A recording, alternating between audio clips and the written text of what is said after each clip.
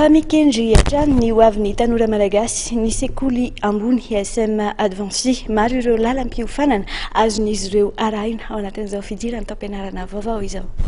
Maro ireo tanora vao nahazo ny diplôma baccalauréat farany teo no mbola mirorosaina amin'ny lalam-piofanana arahana. Olana ho azy ireo ny tsy fahafantarana mazava ny mahakasika ireo lalam-piofanana misy sy azony arahana arakaraka ny sokajiny baccalauréat ananany.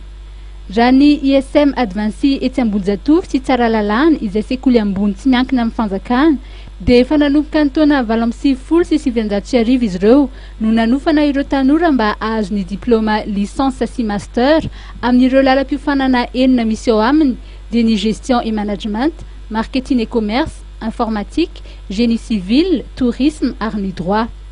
Efa manaraka ny rafitra LMD ny sekoly ary ny diplôma omena ireo mpianatra dia ara-panjakana avokoa. ISM Advancé dia sekoly miorina Ambohijatovo sy Tsaralalàna. Ambohijatovo misy foibe ny ISM Advancé dia Tsaralalàna ny misy ny annexe eo akaiky Salimara dia ny Ambohijatovo eto ambony Matanjy Sevoniana ambany sy Ambatonakanga. Ny ISM Advancé zany dia manana formation anaky enina ho an'ny tanora rehetra izay afakabaka tamin'ny année scolaire tia natao hoe mbola tsy tafiditra amin'ny université nefa afakabaka tamin'ny herintaona.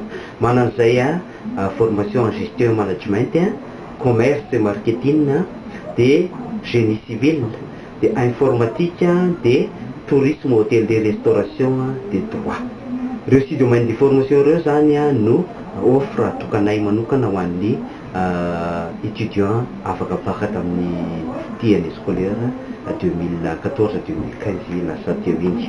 Dia misokatra ho antsika ny ISM Advancé satria ny rentrée dia amin'ny 12 octobre ho avy zao, zany hoe amin'ny latsinainy ho avy zao ny rentrée amin'ny première vague.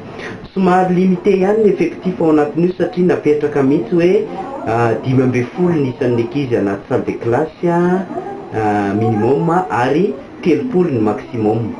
Tsy maintsy manaraka fiofanana arak'asana ny stage ny mpianatra rehetra vao mahazo ny diplôma. Maro anefa ireo sehatra sy orinasa samihafa miara-miasa amin'ny sekoly ka tsy ho sarotra amin'ireo mpianatra ny mikaroka izany mba ho fanamafisana ny fahaiza-manaony.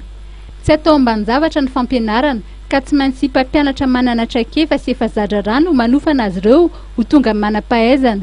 Tsy maintsy apetraka ihany koa ny fitsipika mifehy ny mpianatra rehetra mba hahatonga azy ireo ho olombanona. Ireo rehetra ireo no antoky ny vokatra tsara ho iatrany ny tompon'andraikitry ny sekoly. Ny alatsinainy ho avy izao no fidirana amin'ny andiany manaraka ao amin'ny ISM Advancé ka mbola misokatra ho an'ny rehetra ny fisoratana anarana.